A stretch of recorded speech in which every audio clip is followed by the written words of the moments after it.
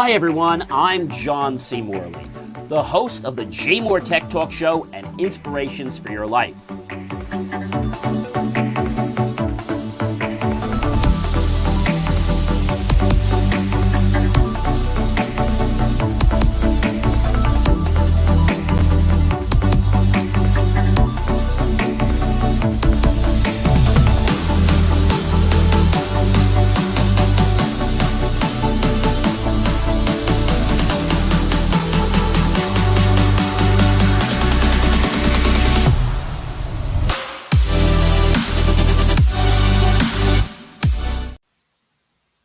Well, hey guys, it is John C. Morley here, serial entrepreneur. It is great to be with you. Another fantastic episode of, yes, the J Moore Tech Talk Show. And today is Friday, August 15th. If you're watching us live, it's great to be with you. And this actually takes us to a great show, which is called Tech Shockwaves, the title today. The 14 biggest stories this week. We're on series 4, and this is show 33. Hey guys, if you're new here, I definitely want to say welcome to you. If you're coming back, I definitely want to extend a warm welcome back to you because really do appreciate those that come back and find my content interesting, informative, and able to be applied to their lives. If you're thirsty, feel free to go get yourself some RO water or regular water like I have. You can get yourself a snack. You can get yourself some fruit, something tart, something sweet. Doesn't matter. Whatever you like to do, get that and hurry on back. Do check out believemeachieve.com, of course, for more of my amazing, inspiring creations. And firstly, gentlemen, I do want to let you guys know that this is the very first episode of the J Moore Tech Talk Show with my brand new laptop. Now, I started using it on Tuesday, got it last Friday, and there was some things I had to do to get it ready. Basically, transfer my data, programs, licensing, and stuff like that.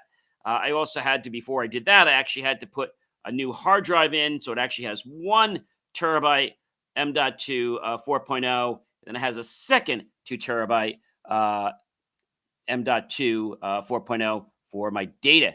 And the camera on this, well, it is amazing. You guys can see there's a lot better resolution on this. So really great to be having my brand new Lenovo Extreme i9 laptop. And no, they didn't pay me to say that.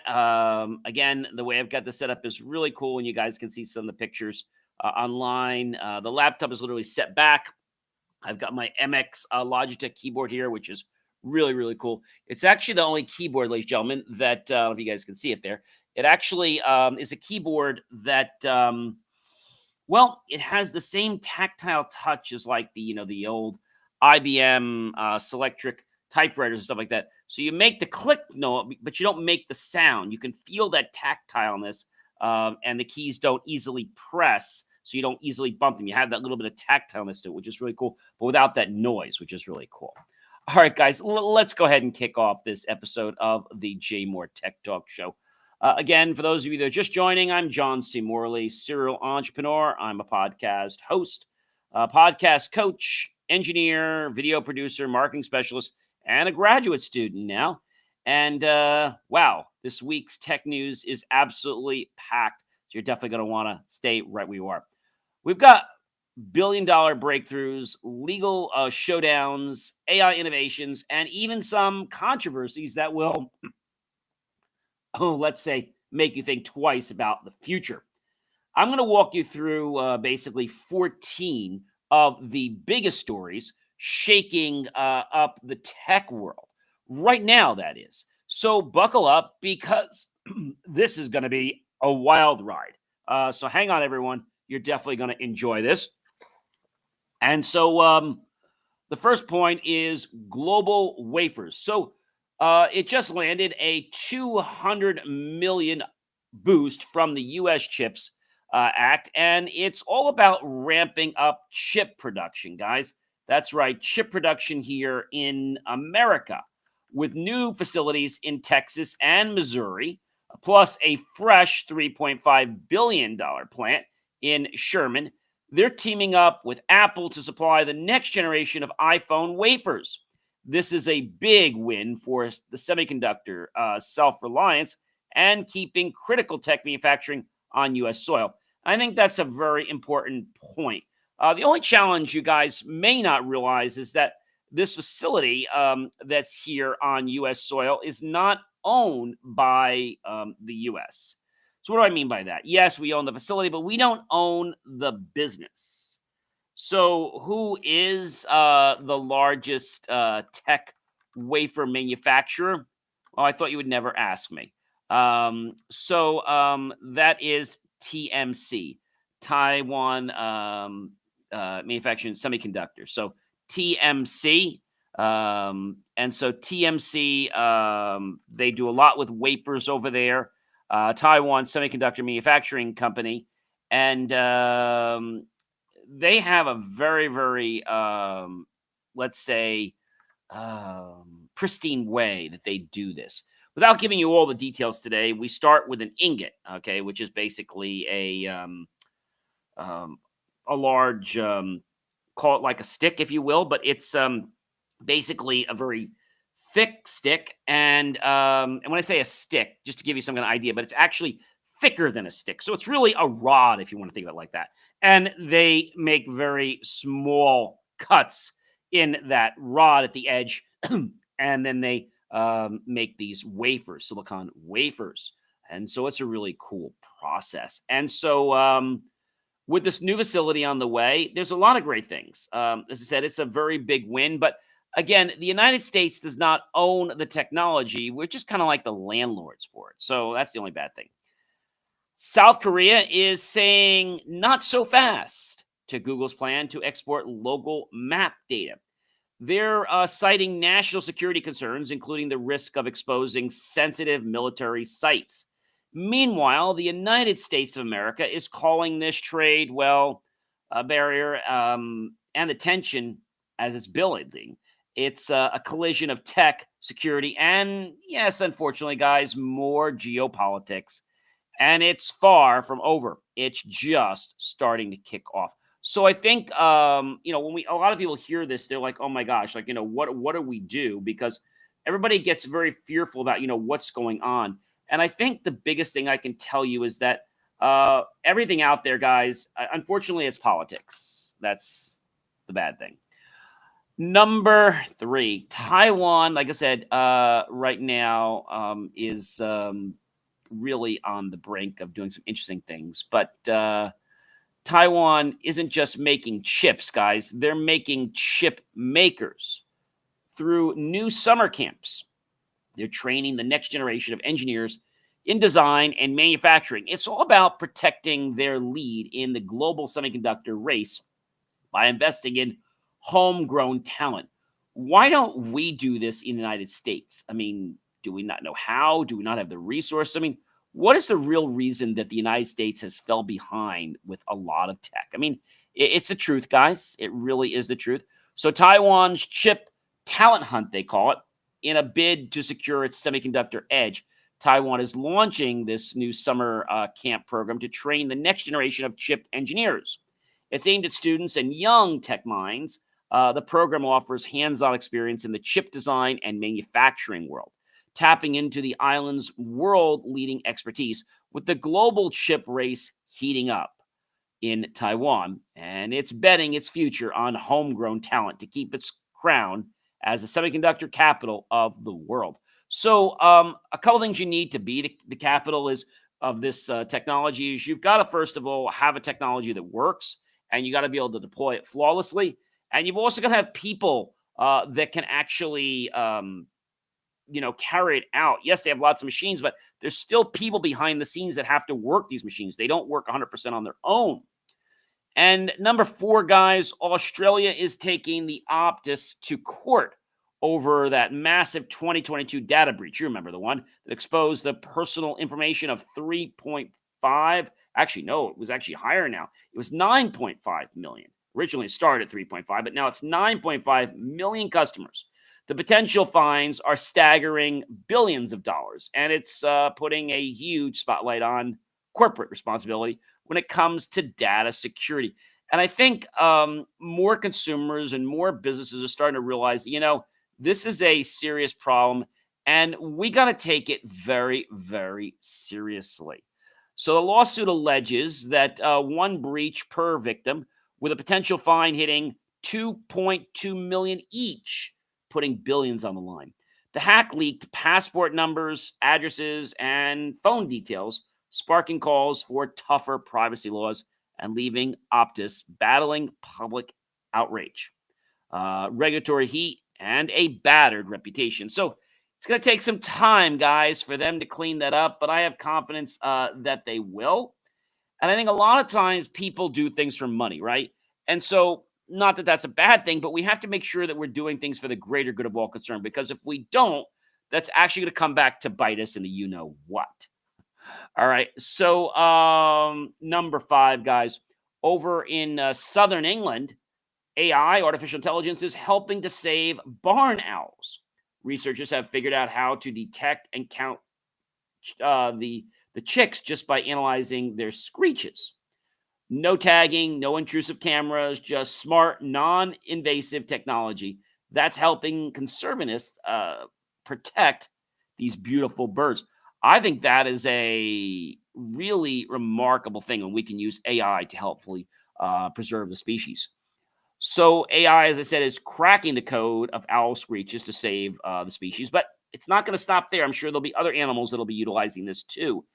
And AI is transforming the barn owl conservation into southern England by detecting and counting the chicks through their screeches. And this is really amazing. Again, it's non-evasive and it replaces the traditional techniques like ringing or installing cameras, protecting the owl's well-being while giving researchers accurate population data to aid their survival is the key. I mean, I know a lot of people want to get data, and there's nothing wrong with it, but sometimes I feel that we exploit the animals in doing so for different kinds of testing. And I think that's really a problem. I know that humans ultimately make a big profit over it, but I don't think we should have to sacrifice animals or people for that matter, right? I mean, we have all these different, I don't call them scams because they do pay you. You want to go in, you want to do a test, and you have to be perfectly healthy, but then you have to sign a paper or something digital saying that you won't sue them because if their drug causes you, let's say, any type of damage to your body or organs, well, that's just part of the process, and we just paid you a couple $1,000s. I don't know. That doesn't sound like a very smart thing, guys. I'm just being honest. A lot of college kids do that, but I want to urge you to protect your body because let them do something else for research. Don't let them exploit your body. I mean, there's no real reason for that, guys. No real reason. So Apple, yep, Apple, is facing some serious accusations.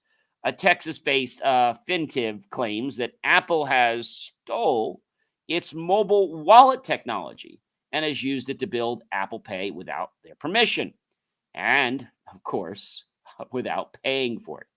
They're calling it racketeering, and they're seeking billions in damages. Of course, they are. This could become one of the most high-profile,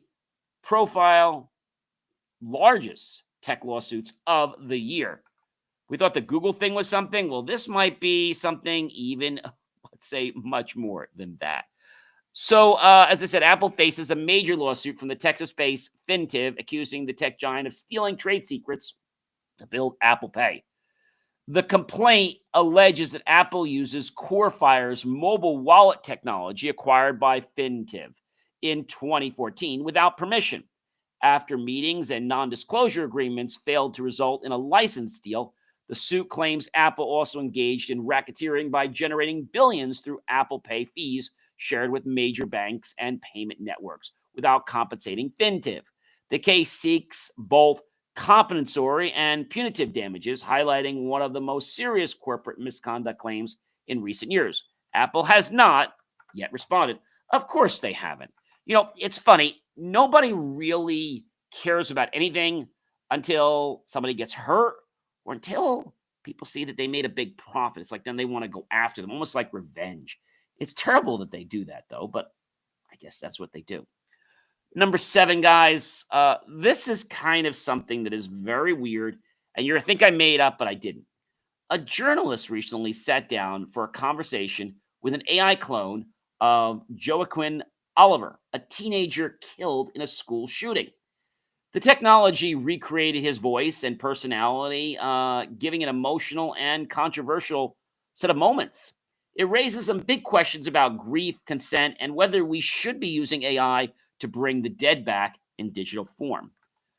Yeah, that's a very weird thing, morbid, and when I was first reading about this, I'm like, seriously?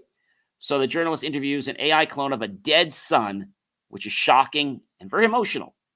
The journalist interviews an AI clone of Joaquin Oliver, the teenager who was killed in 2018 school shooting. And this powerful and emotional encounter raises important questions, as I said, about AI, memory, and ethics. We just heard what Pope was saying not too long ago about this. Is this the future of remembering lost loved ones, or a line we shouldn't cross? You can join the conversation about the impact and challenges of using AI avatars of the deceased and maybe give your feedback, because I think everything comes down to money, right? But if something we do with AI is going to, how can I say this? Is it going to harm somebody, or is it going to give a disrespectful tone? Then I think we need to knock that the heck off. All right.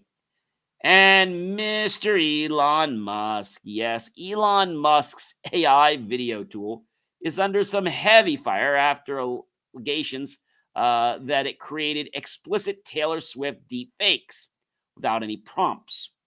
Critics are calling this misogyny by design, and it's sparking urgent calls for better AI safeguards and stronger laws around deep fake content. Ouch, guys, that is a terrible, terrible one. I mean, it's very interesting to see what's going to happen with this. I mean, the fact that, they created these things that basically no one gave permission for. Shockingly, it's the new spicy mode reportedly spitting out uncensored topless clips instantly, while proper age verification is still missing despite, well, the recent laws. And this raises some urgent questions about AI tech. Is it being regulated, and who is being held accountable? It's funny how a lot of these companies are basically being told they need to fix it or go away. But Mr. Musk has been able to, I don't know, circumvent these things, but I don't think he's going to be doing that for a very long time, because I'm sure he'll be getting hit with some fines. Don't you worry. OpenAI, number 9, just launched GPT-5, the newest and smartest version of ChatGPT, yet it's faster, more accurate, and better at export level tasks like coding and healthcare advice. But with great power comes big questions about ethics, about jobs, and about how much we should really trust AI in our daily lives. And so, ladies and gentlemen, I have a real treat for you guys. I don't know if you know that we actually have a guest coming on the show here, and I think you're going to find this guest to be, how can I say, a very, very interesting and important guest. And this guest is none other than ChatGPT. Please help me welcome ChatGPT 5 to, yes, the J Moore Tech Talk Show. So I'm just going in right now as a non-logged in user, and I'm just going to ask ChatGPT, so what is new in your update of version 5? So it comes back and it says version 5 of ChatGPT introduces a range of exciting updates, some of which enhance the way I process and engage with information. Here are a few highlights: improved understanding and context management, better long form conversations. I can now handle more extended and complex conversations, keeping track of context more efficiently. I can recall details from earlier in the conversation to make interactions smoother and more coherent. Contextual relevance: I'm able to stay more relevant to the topic and adapt to your preferences or shifts in conversation style better than I could before. Enhanced multimodal capabilities. This is really pretty cool. Image understanding: I can analyze and discuss images. So if you send me a picture, I can describe, explain it, or help with related tasks. Maybe you created something for social media. You can upload it through the link, the option there, and it can give you a post about it. Text to image. ChatGPT 5 can now generate images from text prompts. If you want to visualize something, you can just ask. They were doing that in ChatGPT 4, but it was a complete mess. Refined tone and personality. I've gotten more refined, as he says, ability to match your conversational tone and style. Whether you're casual, formal, or looking for a more specific approach, I can easily adapt. Broader knowledge and understanding. My knowledge base has been updated and more recent data. Up until now, my last training cut off, so I'm more aware of now the latest trends, news, and cultural shifts. Code and development enforcements. I can now assist with more complex coding tasks, debugging, and even build collaborative projects with you in real time. The update includes better support for things like Python, JavaScript, and HTML, CSS. This also means that we could be opening the doors to more potential viruses that could be getting created. Improve conversational flow. I can better understand ambiguous or incomplete input and can ask clarifying questions to keep the conversation on track. So now, what are you still bad at? Despite all the improvements, I'm still working through some limitations. Deep emotional understanding. While I can respond empathetically, I don't have genuine emotions or personal experiences, so I may not always fully understand or connect in the way a human would in emotionally complex situations. Real time knowledge. My knowledge is up to date only until my training cutoff currently, which was September of 2021. So I don't know anything that happened after that. I can't give real time updates such as breaking news, recent events, or anything from the past couple of years. Subjectively and personal biases. I'm trained on huge data sets, which include human biases that may be unintentionally reflected in my responses. I try to be neutral, but it's possible that some subtle biases can still surface, especially in sensitive or subjective topics. Deep technical expertise in niche areas. While I'm generally good with coding and technical topics for highly specialized cutting edge research or niche technical areas, I might not always provide the deepest or most accurate answers compared to a domain expert. Complex visual interpretation. I can describe or interpret images, but I still struggle with highly detailed, intricate visual tasks.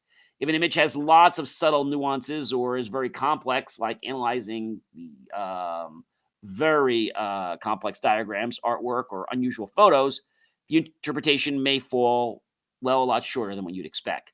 Multi-step reasoning in some cases, although I'm generally good at processing and breaking down complex questions in some cases, multi-step reasoning tasks, especially in areas like math, logic puzzles, or advanced problem solving, might trip me up sometimes or lead to some errors. So you should always make sure you double check. Memory. I can't remember past interactions once the session ends.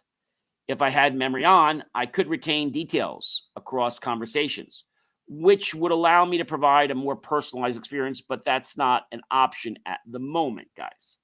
Contextual limitations. If the conversation becomes too long or there are multiple shifting topics, I might lose track of finer details.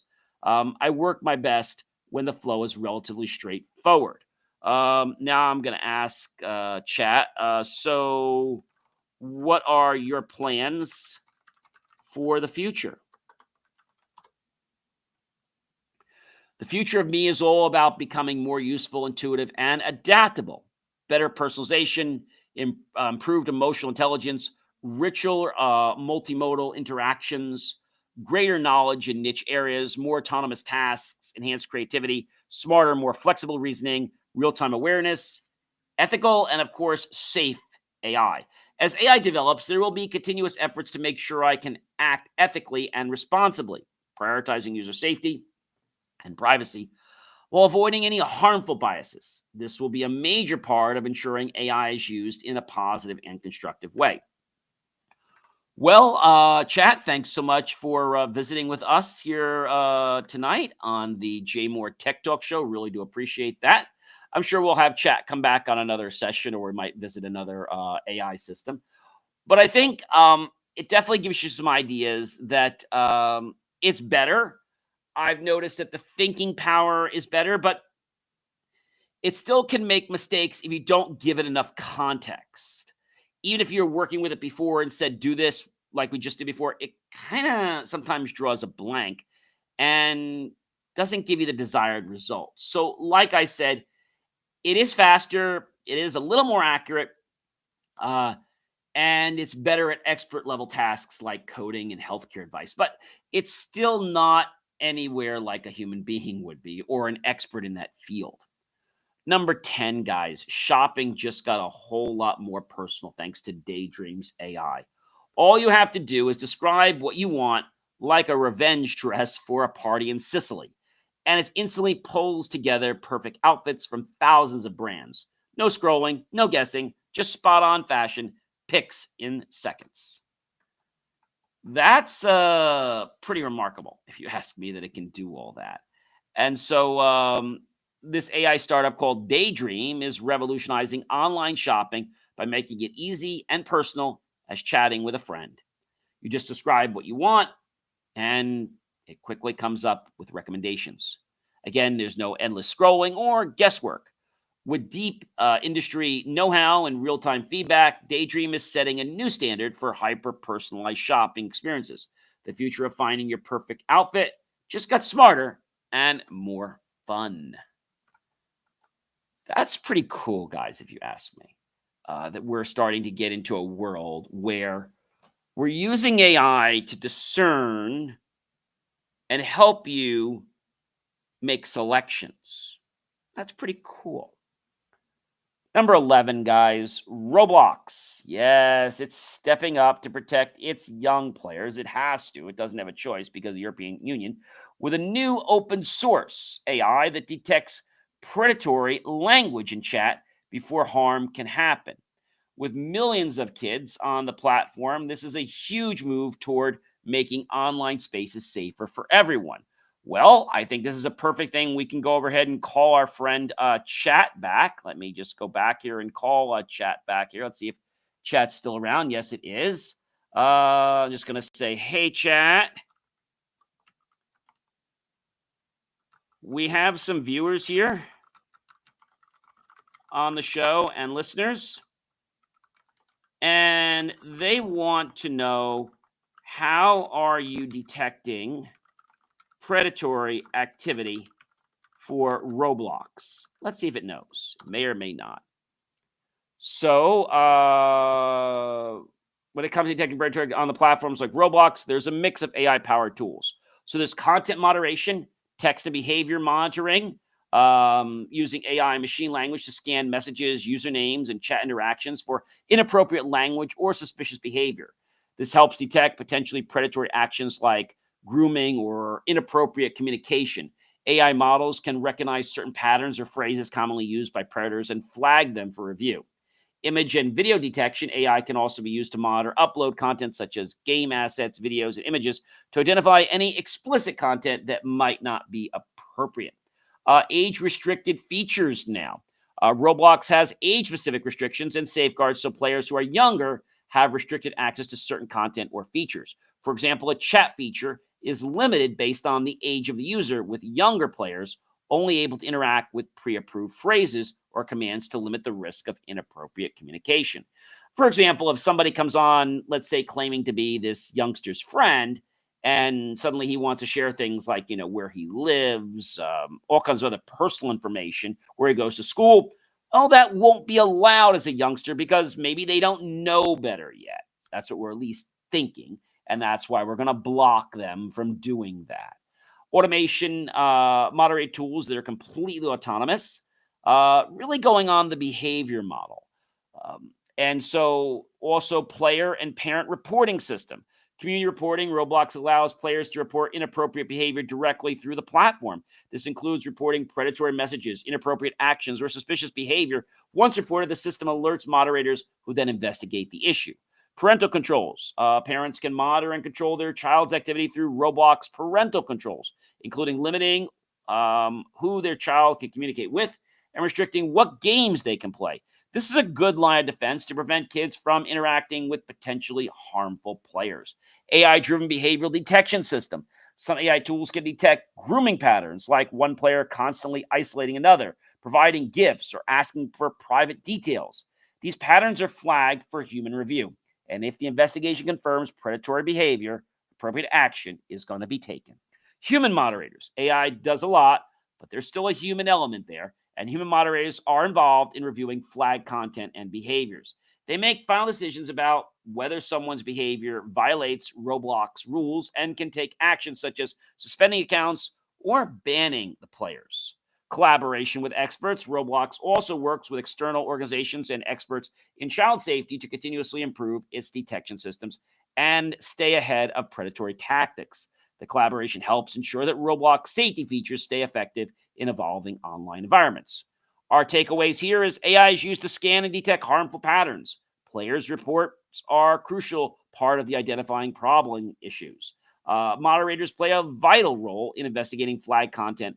Roblox uses age-based restrictions to protect younger players, and parental controls give guardians additional control over safety. That is cool, guys. Really, really cool. And I think we're going to see more of that type of system out there. So a big hats off to Roblox. But all these safeguards, they're really, really good. But they don't replace knowledge, guys. They do not replace knowledge. And what I mean by that is you need to educate those around you, explain to them what's going on. And they're never too young to learn. And sometimes the people that are older that should know this stuff, it's sad, but they don't. So when there's millions of kids on the platform, this is a huge move. I hope the parents will take the initiative to use these tools and use it as an opportunity to teach their children how they should be using the platform, not to police them, but to make sure they don't get in any harmful damage or make sure that, some predator or some bad actor doesn't try to meet them at school or something like that, right? Well, number 12, the Helper app right now is tackling the childcare crisis head on. It connects parents with vetted caregivers. It helps them basically access sub sides and works with employers to make childcare benefits easier to get. It's about giving families the support they need without forcing them to, well, sacrifice their careers. And I think this helper app is a pretty cool idea that they're putting out there now. And I think when we have tools like this, it makes our world, a better place. But again, these tools do not replace any human interaction. The childcare crisis, guys, is real. Let's face it. And it's holding back millions of parents, especially many women, from thriving at work and home. So Helper is this new app that aims to change that by giving them freedom and connecting families with the vetted caregivers that they've always desired. So with high costs and limited support today, apps like Helper could be a game changer, making childcare easier, more affordable, and a true workplace benefit because parenting shouldn't come at the cost of your career. And that could be whether you're in school or maybe you're just in work, whatever it is. That's something that I think is really a cool thing. And ladies and gentlemen, Amazon's Zoox robotaxi just passed the key safety tests, clearing a very major hurdle on the road to launching driverless ride-hailing vehicles with a launch planned in Las Vegas very soon. This could be one of the first autonomous taxi services to hit the streets in a major U.S. city. That's going to be very interesting to hear about the results of that. And so they got the green light from the federal safety officials to demo its driverless robotaxis. This move closes a year-long safety probe and fast-track Zoox plan to scale production at its new California factory. With sights set on launching in Las Vegas, supposedly later this year, I'm guessing that's going to probably be Q4 actually, Zoox is speeding toward reshaping the future of autonomous ride-hailing. And I think that's something that a lot of people want, but I think there's a lot of things that have to be done to make sure it gets done properly and that it doesn't become, well, let's say, a complete nightmare for a lot of people. That's a problem. So, wow, a lot of information here, guys. A lot of information. So, and our last story for this evening is Body and Lyft are teaming up to bring, well, robotaxis to Europe starting in 2026. Their first stops, the UK and then Germany with plans for thousands of vehicles. They're aiming to take on Uber in the self-driving race, and they're moving very fast, guys. I mean, extremely fast. So, Body is teaming up with Lyft to bring driverless robotaxis to Europe in 2026. It marks a very bold move that Body is taking to expand its autonomous vehicle services globally and leveraging Lyft's recent acquisition of Germany's Free Now ride hailing platform. Pending regulatory approval, the partnership aims to deploy thousands of robotaxis across Europe in the coming years, challenging rivals like Uber in the race for self-driving ride services. So, very, very good question that I think somebody was asking me, and I'll be happy to answer it. What is the Free Now ride platform in UK? So, Raw Free Now, so you can book basically taxis with this, and so they basically call it mobility that sets you free. Um, they are a there are actually 9 or 15 partners, stores, and access personal data, like other data that they get. And they want to make sure also when you go to the site that you're okay with accepting that. I usually reject that. So you can download the app, which is very, very interesting.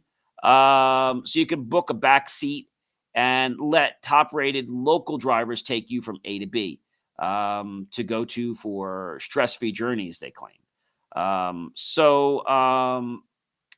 It's not free in the sense that it's a free service. So that can be a little misleading. It's free meaning that, you can be free. So when I heard free now, I'm like, oh, gee, they're going to do it for free. No, that's just a marketing tactic that they are using. Wow. So guys, that's just a small taste of what's happening in the tech world right now. And on the J Moore Tech Talk show that I break it all down for you in very easy to understand words. Because we do. We take the trends for the week and we start pushing them out Monday, twice a day, Tuesday, Wednesday, Thursday, Friday, Saturday, and Sunday. And everything from Monday through Sunday, that goes on the Friday show.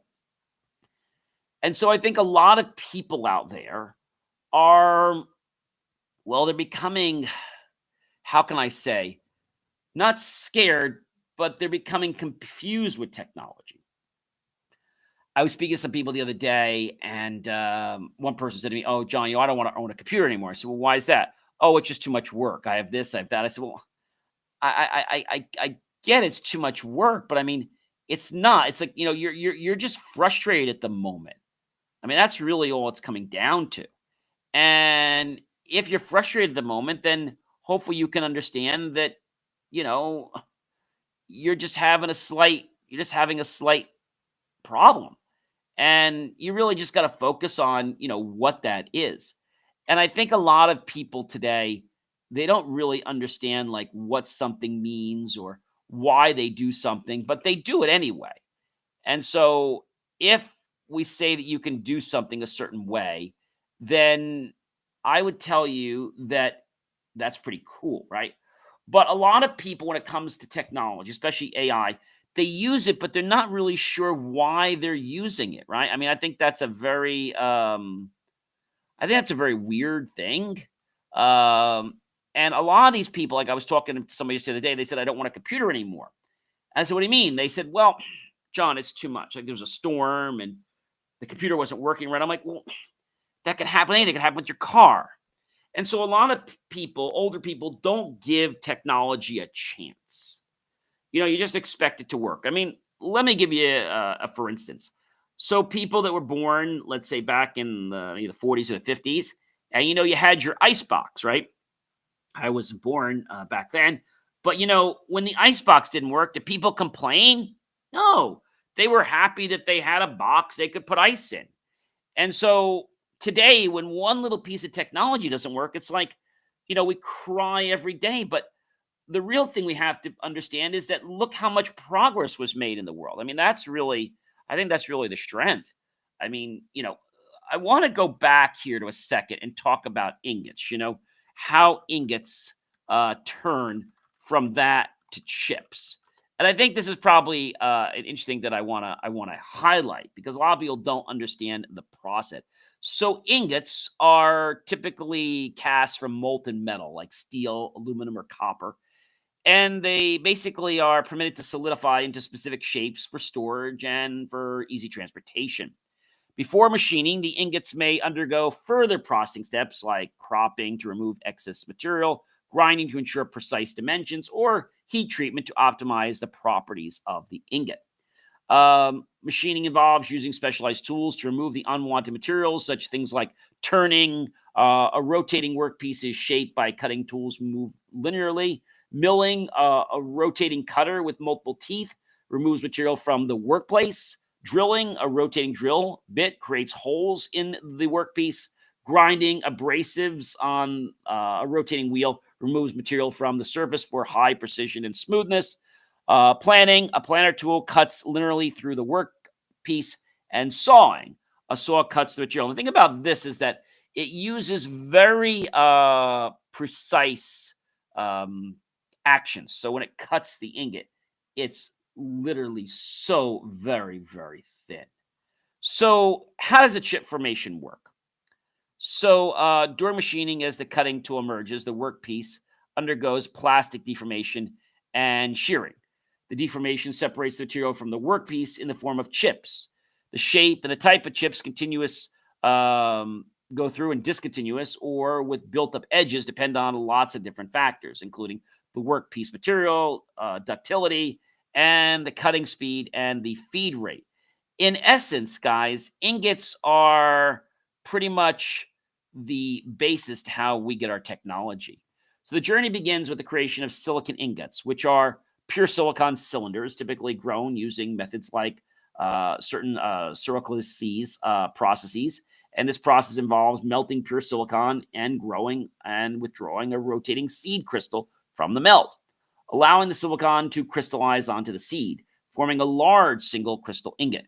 They are then sliced. Once the ingot is grown, it's ground to a rough size, then precisely sliced into thin discs called wafers. Using diamond edge saws, wafer thickness is a crucial ability for subsequent processes. And I think that's a thing that most people don't realize how thin these things really are.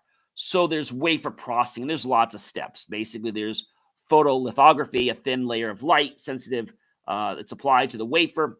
A mask containing the chip's design is used to expose specific areas to UV light, which hardens the exposed photoresist area. Etching, exposed areas are then etched away, creating the intricate circuit patterns that will form the integrated circuits.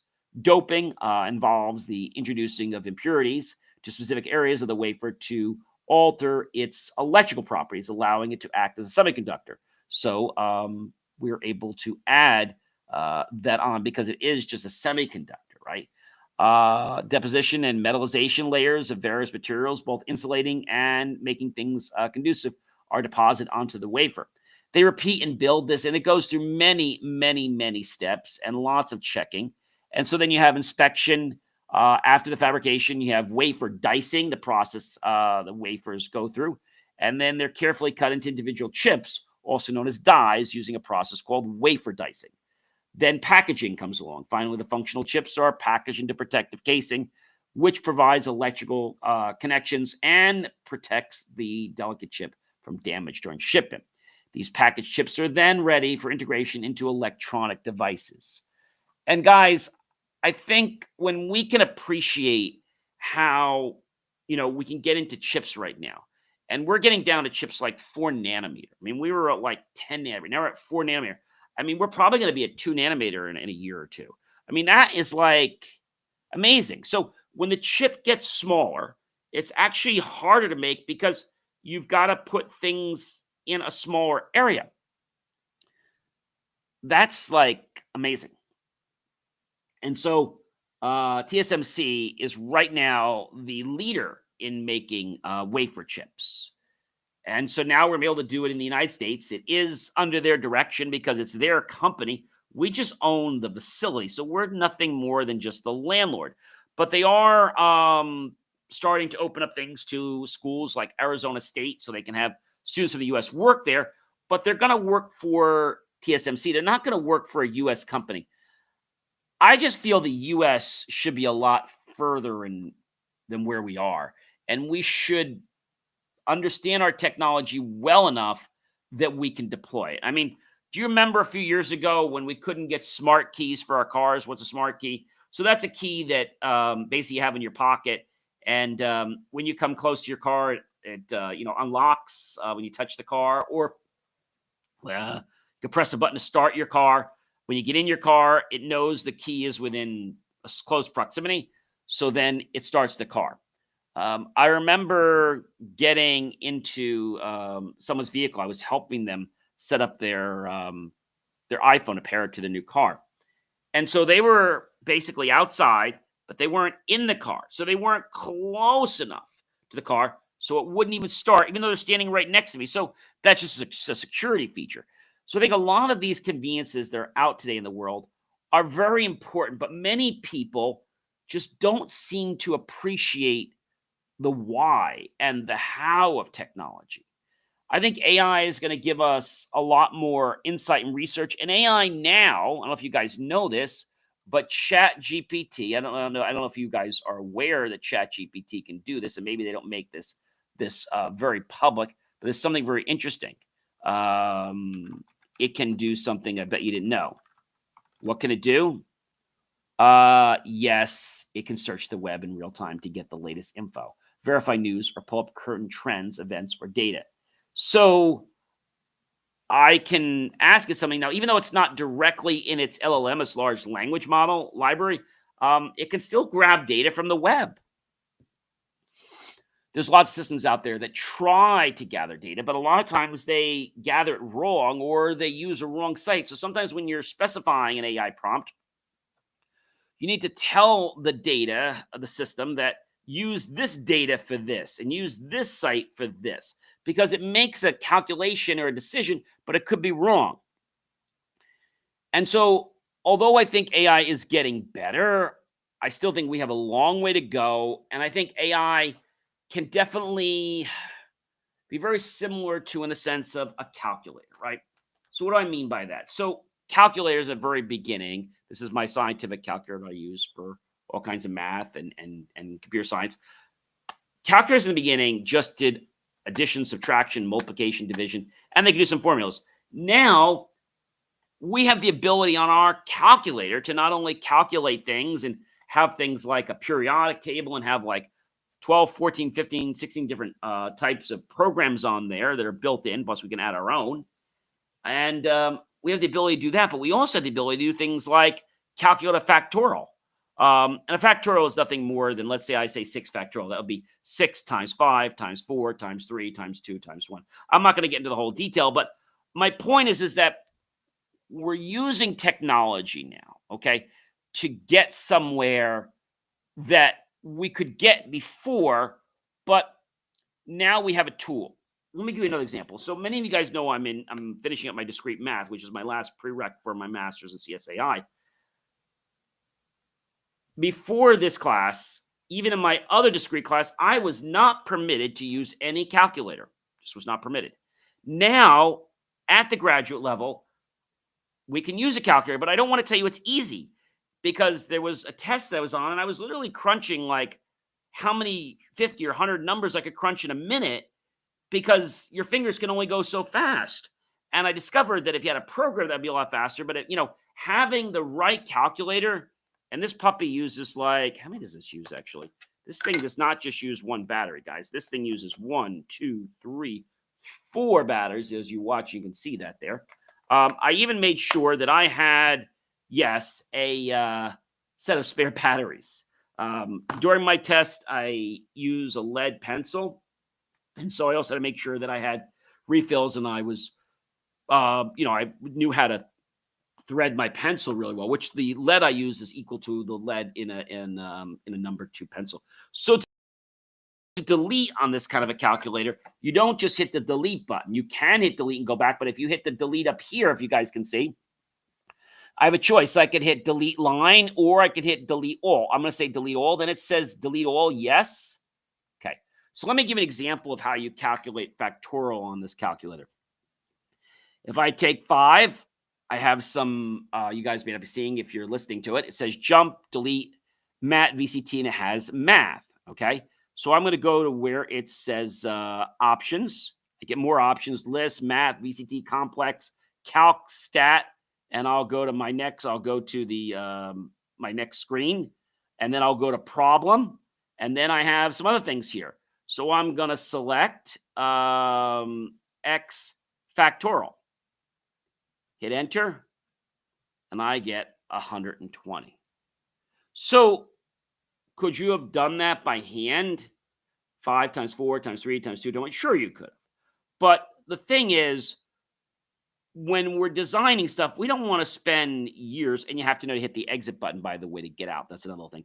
And also, now to erase that, I would just go ahead. I can go ahead to my top. I'm going to hit exit, so I'm back to my main menu where this is, and I hit delete, delete all. I could do line, I just delete all. Now, if I go exit again, I actually get back to I hit menu, and I have different modes. So I have like run matrix, which is basically your calculator mode.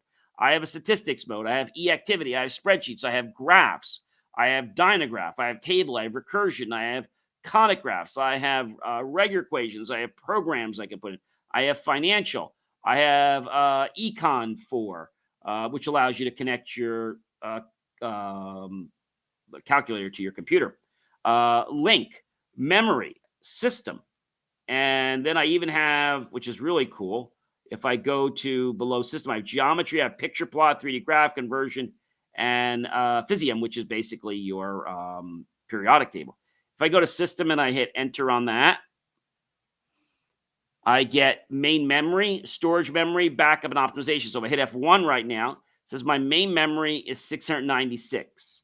My econ is 3360. My finance is 272.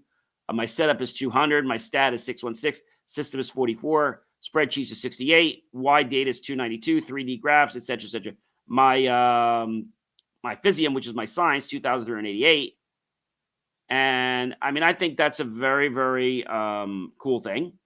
And so, using a calculator like this, you can't just go and use this the day of the test. I mean, you got to make sure you know how to use this, or this is going to be like no help. If I go to conversion, for example, the conversion menu, so I can go to menu. So basically, they moved it. So I need to go to menu, and then I need to go to option F61. So menu, option.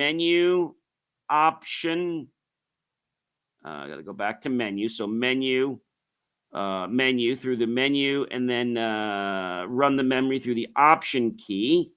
So I'll go to option F6. Okay. And then pretty much it's here. But it makes things so basically it says that they move the conversion menu, which I don't know why they did that. Run menu through the option key, F6, and then F1 in the run menu. So you have to get to the run menu. And so the run menu is basically up here. Run menu is my 1. Okay. I go to option F6, and then I go to where it says convert. And it asks you what I want to convert. So let's say I want to convert, I don't know, I want to convert 24 from length. Okay. I want to convert it from, let's say I want to convert it from, I don't know, I'm going to convert it from inches. Okay. To what I want to convert it to. So 24 inches converts to, I don't know, I'm going to convert it to something else. I'm going to convert it to feet. Okay. 24 inches to feet. And then I run it, and it will give me a conversion. So pretty cool. To turn off this calculator, you don't just hit the off button, guys. You actually have to hit the shift button, and you have to hit the off button, and then it's off. Really, really cool. What I love about it is nice little case. You just slip the case in like this. And my calculator really helps me in all my tests. It's a great tool. And, what I'm trying to show you is that many years ago, we would be trying to do math or advanced math on a calculator that couldn't even do things like raise to the power. Now, also something as simple as doing algebra, you could do on this. And so when you do algebra, there's things like, please excuse my dear Aunt Sally. So basically that's like your parentheses, your exponents, multiplication, division, Okay, and subtraction. That's the order of operations you need to do for algebra. So when you put something in, you even can put things in like parentheses. That was something you didn't need to do because things weren't that involved back then. So I think calculators are getting more sophisticated. I think AI is getting more sophisticated, but I don't think that we have a true solution to everything right now. I think we're getting better to where we are, but I do believe that everything we're going through is a learning phase. And so, whether you're using technology for your business, just for your home, whether you're using it to play sports, technology is evolving. Um, Next show, we're going to talk a little more about TVs. We didn't really talk about that today because I recently just wrote an article about comparing the they call it the QL quantum emitted diode TV, QED, and the OED, the organic emitted diode, QLED. So the quantum LED TV and the organic LED. And we'll talk about it. I think I want to talk about that on next show. So, guys, I hope you enjoyed this show, and I hope you will check out believemeachieve.com for more of my amazing, inspiring creations. So I put content up there every single day. There's short form content where you can watch reels. You can watch shows like this over. You can watch my other show, Inspirations for Your Life. And I think these are things that a lot of people don't realize is that the way we learn is through either watching others, watching a video, listening. But if we don't do these things, our brain, well, it goes stagnant. If you don't exercise, what happens? Your leg, your arm, it atrophies. Now, maybe people don't exercise every day, but they do walk every day, right? They do bend here and there, right? They are moving different parts of their body. If you were in your bed, let's say, for a few days and you didn't get up, well, those muscles would atrophy. And it might take you a while to basically be able to walk again because your body is going to just like not do that. And I think this is the big confusion when it comes to technology. People believe that technology is here to solve every problem. And I want to tell you it's not. Technology is here to be a tool to guide us as humans through the problem. So as we teach technology, we employ what we're doing in a technology, we can then not have to go through the mundane tasks. We don't have to worry about doing something or getting something set up. We can use computers and technology to do that. And I think that's a really, really important point. Guys, again, I hope you'll check out believemeachieve.com for more of my amazing, inspiring creations. Every week, I talk about all different types of technology. I hope you'll check it out, and I'll catch you guys on the next show next week. Have yourself a great rest of your weekend.